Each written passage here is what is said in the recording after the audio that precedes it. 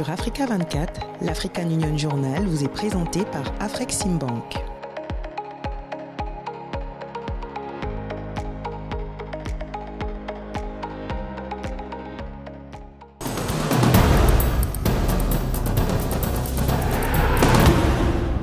Vous avez une fois de plus honoré notre rendez-vous. Madame, Monsieur, merci de nous rejoindre sur Africa 24 pour un nouveau numéro de l'African Union Journal.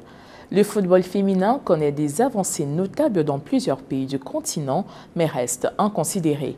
Comment l'Union africaine et la CAF travaillent à dessiner des lignes pour accompagner les femmes dans l'industrie du sport. Reportage et analyse à suivre sur ces thématiques dans un instant.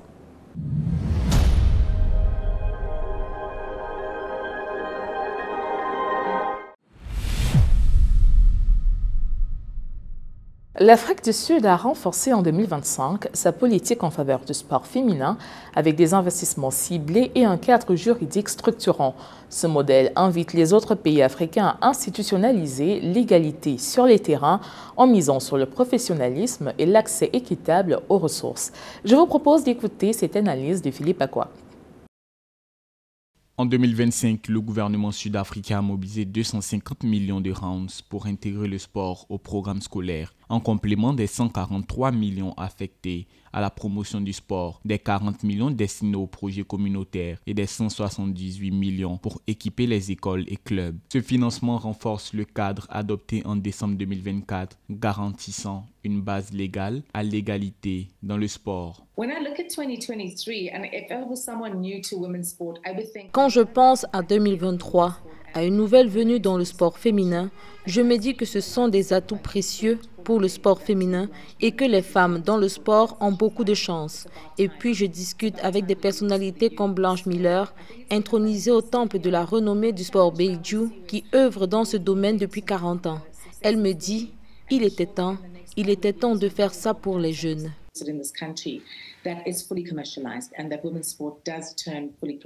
En rugby féminin, la South African Rugby Union lance en 2025 la Women's Super League avec 150 joueuses professionnelles. Après l'exemple des Bulls Daisies qui en ont signé 35. En football, la Hollywood Bet Super League s'élargit à 16 équipes avec diffusion sur la chaîne publique South African Broadcasting Corporation. Ces ligues, appuyées par l'État, assurent la structuration et la visibilité des talents. The story of women's sports in South Africa is a story of resilience. It's a story of...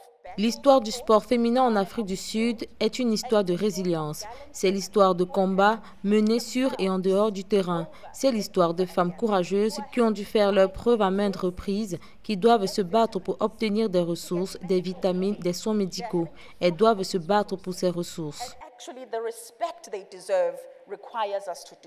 Cependant, cette dynamique reste rare sur le continent. Le Nigeria, triple champion d'Afrique en titre, ne dispose pas encore de loi sur l'égalité dans le sport. En Côte d'Ivoire, les clubs féminins souffrent d'un manque d'infrastructures et au Sénégal, les efforts de formation ne s'accompagnent pas encore d'un appui financier constant. Le Maroc progresse, mais les écarts restent marqués entre régions.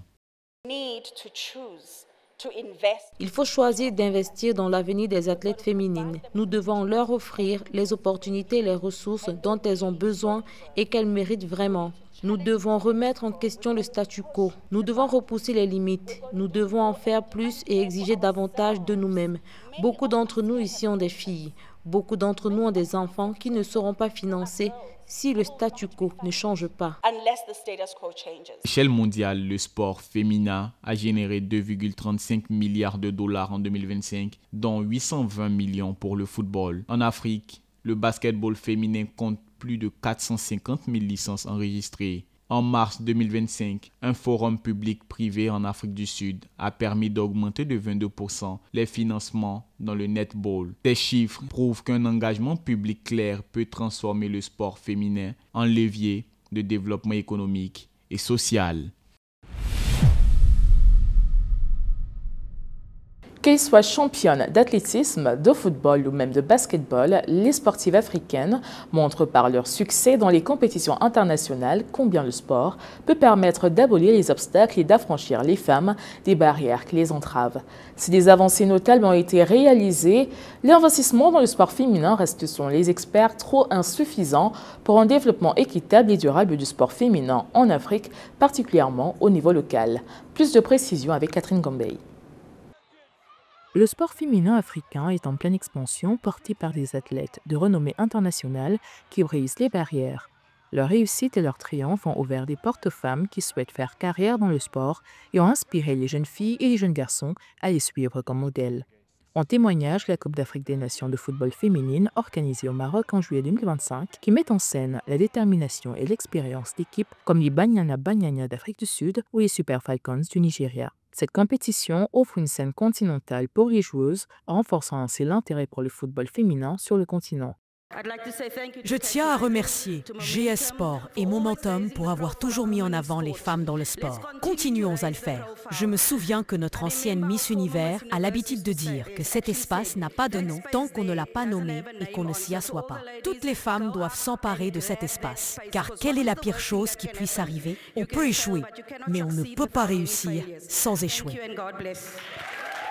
Pourtant, la réalité quotidienne des sportives africaines reste bien différente de leurs homologues masculins ou de leurs compatriotes évoluant à l'étranger. En Afrique, les équipes féminines et les sportives manquent cruellement de financement et d'infrastructures. Une situation qui tend à freiner l'engouement de nouvelles générations. Selon les statistiques d'ONU Femmes, seulement 20% des femmes interviennent dans le sport collectif et 50% fonctionnent de manière individuelle. Au Kenya, par exemple, les équipes de course de fond se heurtent souvent à un manque de soutien financier. Pour exemple, le nombre de médailles remportées par les Kenyans à Paris 2024. Sur 11 médailles glanées au total, 7 l'ont été par des femmes grâce notamment à Béatrice Chebet et Faith Kipyegon, plusieurs fois médaillée record women du 1500 et 5000 mètres. Nous vous sommes très reconnaissants d'avoir fait de nous ce que nous sommes aujourd'hui. Quels que soient les défis que nous traversons, nous nous assurons de porter notre drapeau au plus haut niveau possible. Mais nous espérons que le ministère nous aidera à être, vous savez, à compétir au plus haut niveau avec les meilleurs du monde. Les experts pensent que pour rendre le sport plus inclusif, l'Afrique doit exploiter pleinement le potentiel du sport féminin. La Confédération africaine de football a pris quelques mesures dans ce sens en renforçant la visibilité de la CAN féminine et en encourageant les fédérations nationales à créer des championnats féminins, tout comme les clubs participants aux compétitions interclubs à avoir des sections féminines. En tant que femmes, nous ne nous limitons pas. Comme le dit toujours Faith, il est bon de se mesurer aux hommes. Moi-même, je me motive en la regardant. Comme nous sommes de bonnes amies et qu'elle sait que ce n'est pas facile, elle me remonte le moral. J'essaierai donc toujours. Les Jeux olympiques de la jeunesse de Dakar de 2026 seront le premier événement olympique se déroulant sur le continent africain. Une opportunité inédite de mettre en lumière le sport féminin en Afrique en offrant une plateforme de visibilité et de reconnaissance pour les athlètes africaines. De la Guinée à Madagascar, des initiatives émergent pour faire des minerais africains bien plus qu'un simple atout commercial. Comment passer de l'exploitation brute à une économie de transformation au service des populations? Réponse dans cet élément signé par Pauline Minka. Lors du 17e sommet des dirigeants des BRICS, tenu à Rio de Janeiro au Brésil, le président sud-africain Cyril Ramaphosa a lancé un appel fort en faveur d'un multilatérisme équitable et d'une croissance économique inclusive centrée sur une technologie au service de l'humain. Pour lui, cette rencontre internationale représente une plateforme stratégique essentielle pour repenser l'utilisation des ressources naturelles en vue de stimuler un développement économique durable et partagé entre les nations membres. We must now ensure that value add becomes the order of the day. Nous devons désormais veiller à ce que la valeur ajoutée devienne la priorité absolue et que les minéraux essentiels dont nous disposons soient valorisés. Et nous ne devons plus exporter de roches et sols vers les pays développés, mais nous devons ajouter de la valeur et exporter, fabriquer à partir de ces minéraux essentiels. Now add value and export made-up products from these critical minerals. Le continent africain, riche d'environ 30% des réserves mondiales dans l'industrie extractive, se trouve à un carrefour décisif. Cette richesse, souvent perçue comme un atout majeur, nécessite aujourd'hui une transformation profonde basée sur la diversification économique et l'industrialisation. L'enjeu est clair, sortir de l'indépendance aux matières premières pour bâtir des économies plus résilientes, capables de générer de la valeur ajoutée et des emplois durables. L'exploitation minière, en raison de ses fondamentaux relativement meilleurs, peut financer les infrastructures et la clé est de garantir que ces infrastructures ne sont pas uniquement là pour servir à l'exploitation minière, mais qu'elles peuvent être utilisées pour ouvrir des opportunités dans d'autres secteurs de l'économie. Dans un contexte marqué par de nombreux défis tels que le déficit d'infrastructures et la pénurie de compétences qualifiées, le secteur extractif africain recèle également de vastes opportunités. Lors de son discours d'adieu prononcé le 3 juillet 2025, le secrétaire exécutif adjoint sortant de la Commission économique des Nations Unies pour l'Afrique a souligné que la mise en œuvre de la zone de libre-échange continentale africaine ouvre une nouvelle ère pour dynamiser ce secteur et renforcer son intégration aux chaînes de valeur régionales. Si nous ne changeons pas la nature de notre industrie, nous serons à jamais indépendants des aléas de ce secteur. La transformation du secteur extractif est une mission complexe, mais elle reste le levier incontournable pour assurer un développement durable et la souveraineté économique des États africains. À travers la création d'emplois et la sécurisation des revenus, l'impact social est tangible. À Madagascar, le secteur minier emploie plus de 500 000 personnes, tandis qu'en Guinée, premier exportateur mondial de bauxite, les ressources naturelles deviennent un moteur essentiel de la croissance économique et de l'intégration régionale. L'actu de nos régions signée cette semaine par Samantha Sabero revient sur la suite à l'accord sur le méga barrage du Nil. L'Égypte réclame un engagement écrit de l'Éthiopie. En Afrique de l'Est, réouverture unilatérale du poste de Bunagana par l'Ouganda. Transparence électorale avec des anciens présidents qui s'engagent à soutenir le processus électoral en Côte d'Ivoire. Face à la perspective d'une mise en service officielle du grand barrage de la Renaissance éthiopienne en septembre 2025, l'Égypte réclame un engagement écrit de l'Éthiopie pour garantir qu'aucun tort ne sera causé à ses droits sur les eaux du Nil. Une demande qui avait été réitérée par le Premier ministre égyptien Mostafa Madbouli au sommet des BRICS à Rio au Brésil. Malgré plusieurs cycles de négociations sous l'égide de l'Union africaine et de médiation internationale, aucun accord juridiquement contraignant sur la gestion à long terme des eaux du Nil n'a encore été trouvé entre les trois pays. Ce barrage de plus de 4 milliards de dollars situé sur le Nil bleu près de la frontière soudanaise a commencé à produire de l'électricité en 2022. Les autorités ougandaises ont officiellement rouvert le 10 juillet 2025 le poste frontière terrestre de Bunagana qui relie le district de Kisoro en Ouganda au territoire de Rutshuru, Nord Kivu en RDC. Cette réouverture s'est faite en l'absence d'officiels congolais alors que la région est sous domination du groupe rebelle AFC M23 depuis le 13 juin 2022. Selon un rapport du groupe d'experts des Nations Unies sur la RDC analysé en décembre 2022, les taxes imposées par le M23 à Bunagana et à Kitagoma contribuaient au financement de ces opérations militaires.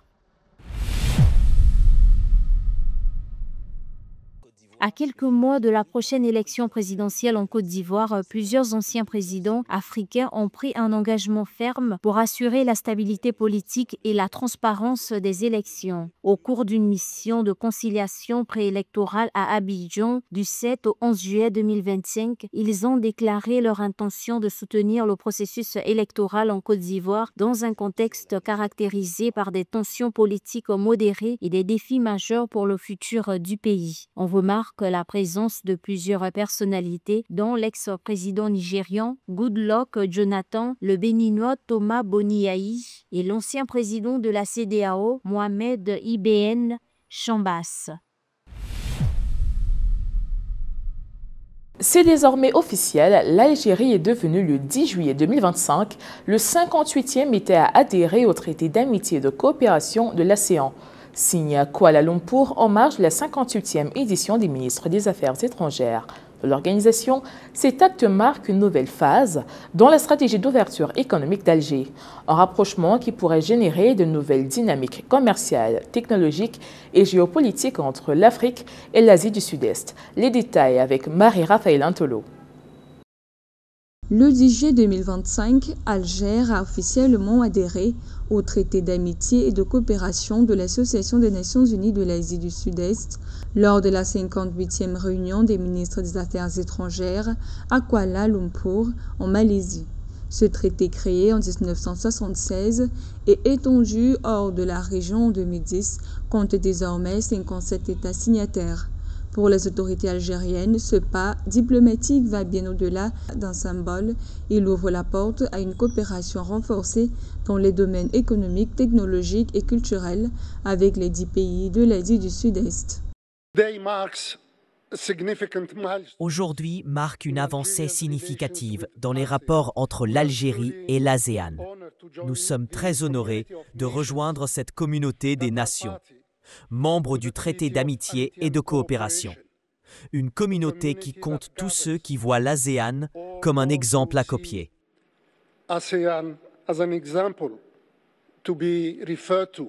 Selon les experts, cette adhésion dépasse le seul cadre bilatéral. Elle revêt une portée stratégique pour l'ensemble du continent africain. Elle devrait permettre de bâtir des chaînes de valeur transcontinentales, d'accéder à de nouveaux marchés et de densifier la diplomatie économique panafricaine. Ce rapprochement géopolitique pourrait favoriser la création de chaînes de valeur transcontinentales, dynamiser les échanges commerciaux et offrir à l'Afrique un accès accru au marché d'Asie du Sud-Est, dont le PIB combiné était de 3 660 milliards de dollars en 2024. Nous prenons un plaisir particulier à partager avec tous les pays membres de l'ASEAN un engagement envers les principes du traité d'amitié et de coopération. L'Algérie cherche à diversifier son économie historiquement dominée par les hydrocarbures en misant sur l'agro-industrie, les énergies renouvelables et les technologies. Avec un produit intérieur brut estimé à 264 milliards de dollars en 2025, l'Algérie vise un effet d'entraînement de 2 à 5% supplémentaires dans certains secteurs grâce aux investissements et transferts de technologies asiatiques. Des coopérations industrielles avec la Malaisie, notamment dans le solaire, sont déjà en cours depuis 2024, reflétant une volonté affirmée de bâtir une économie algérienne plus résiliente, compétitive et connectée aux marchés mondiaux. L'adhésion de l'Algérie et de l'Uruguay dans l'ASEAN fraye le chemin pour une coopération plus profonde et d'une meilleure entente avec leurs deux régions. En tant que président de l'ASEAN, la Malaisie réaffirme son engagement profond d'améliorer le regard externe porté sur l'ASEAN et en favorisant les partenariats fondés sur la confiance, l'inclusivité et un bénéfice mutuel. Cependant, des experts soulignent que cette adhésion contraindra l'Algérie à s'adapter à certaines normes asiatiques, notamment en ajustant sa diplomatie à la culture politique régionale, en renforçant ses capacités logistiques et économiques dans la zone et en maintenant une neutralité géopolitique dans cette région stratégique. Par ailleurs, cette adhésion offre à l'Algérie une ouverture vers de nouveaux marchés et lui permettrait d'exporter davantage de gaz naturel liquéfié, de pétrole brut ainsi que d'engrais à base d'ammoniac ou d'urée vers des pays fortement industrialisés ou en transition énergétique tels que la Thaïlande, le Vietnam, les Philippines et la Malaisie.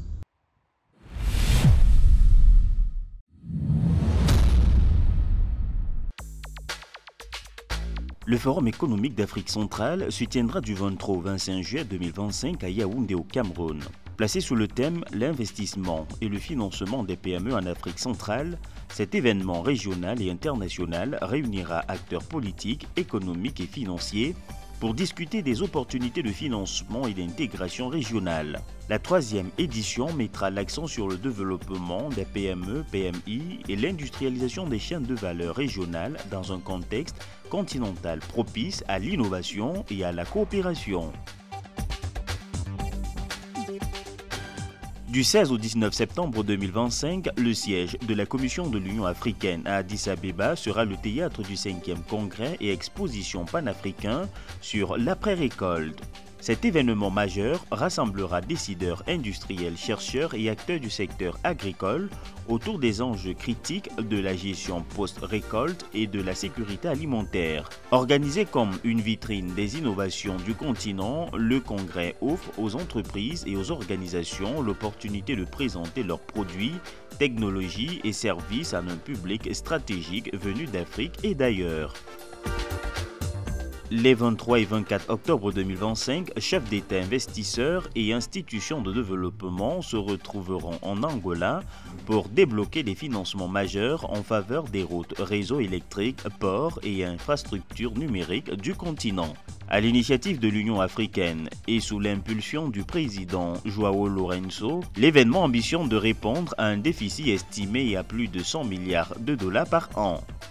Le sommet vise à débloquer les financements nécessaires pour bâtir un marché unique de l'électricité d'ici 2040 à travers des initiatives comme le PIDA et le CMP. Ingénieur de formation, stratège financier et bâtisseur d'infrastructures, Mike Ogbalou est le visage du PAPS, le système panafricain de paiement et de règlement. Grâce à lui, 17 pays africains sont déjà interconnectés par une plateforme unique qui permet des paiements transfrontaliers instantanés en monnaie locale. Son ambition, rompre la dépendance au dollar, favoriser le commerce intra-africain et poser les fondations de souveraineté monétaire africaine. Un chantier discret mais capital. Sarah Yemele dresse pour nous son portrait. Sous la houlette de Mike Ogbalou III, le système panafricain de paiement et de règlement PAPS s'impose comme un levier stratégique de la transformation économique du continent. Lancé en 2022 par Afreximbank, en partenariat avec l'Union africaine et le secrétariat de la ZLECAf, ce mécanisme inédit permet d'effectuer des paiements transfrontaliers instantanés en monnaie locale, réduisant ainsi la dépendance de l'Afrique au dollar et à l'euro. Opérationnel dans 17 pays, le PAPS connecte aujourd'hui 15 banques centrales, plus de 115 banques commerciales et 14 commutateurs de paiement, posant les jalons d'un commerce intra-africain véritablement intégré. Jusqu'à présent, nous avons construit une infrastructure de paiement de classe mondiale qui a rassemblé diverses parties prenantes dans l'écosystème de paiement, y compris les banques centrales, les banques commerciales et les sociétés fintech. Cette intégration permet d'effectuer des paiements d'un compte en Afrique à un autre en 120 secondes maximum. Et les chiffres parlent d'eux-mêmes. L'Afrique pourrait économiser plus de 5 milliards de dollars chaque année grâce à la réduction des frais de transaction. À terme, d'ici fin 2025, 500 millions de comptes bancaires dans 30 pays devraient être connectés. Le PAPS s'appuie aussi sur l'intelligence artificielle pour lutter contre le blanchiment d'argent, un gage de confiance pour les régulateurs. Nous avons 150 banques commerciales connectées à PAPS, ce qui rassemble environ 500 millions de comptes bancaires sur la même plateforme. Nous avons également commencé à ouvrir la plateforme aux sociétés fintech et à d'autres acteurs de l'écosystème de paiement. Cela signifie qu'il peut y avoir une interopérabilité entre les comptes et les portefeuilles. Mais pour Mike Ogbalou III, c'est plus qu'une simple réforme technique. C'est un pas concret vers la souveraineté économique de l'Afrique. Il pilote également le lancement de l'Africa Currency Marketplace, une plateforme qui fait correspondre les devises africaines en temps réel, sans conversion à l'étranger. Un outil de plus pour bâtir une Afrique connectée, efficace et maîtresse de sa monnaie. Une fois que tout le monde a pris le train en marche, vous verrez qu'il devient très facile d'effectuer des paiements entre particuliers. Les entreprises sont en mesure de faire du commerce en un temps record et même les gouvernements peuvent le faire. L'une des choses que vous dites maintenant, c'est qu'un certain nombre de gouvernements utilisent le PAPS pour effectuer des paiements à leur ambassade dans différents pays. Vous verrez comment les paiements peuvent accélérer le commerce, améliorer l'activité économique et par conséquent rendre l'Afrique plus prospère. À la tête de cette révolution financière, Mike Ogbelou III incarne une nouvelle génération de dirigeants panafricains. Ingénieur en électricité et électronique, détenteur d'un MBA de la Lagos Business School et membre de l'Académie internationale des cartes et paiements, il cumule plus de 15 ans d'expérience dans la banque commerciale et de détail, ainsi qu'une solide expertise dans les infrastructures de paiement.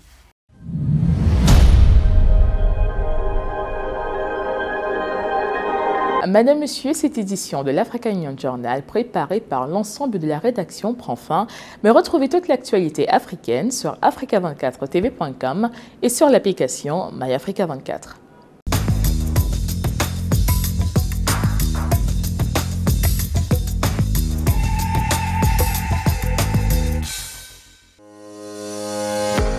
Sur Africa 24, l'African Union Journal vous est présenté par Afreximbank.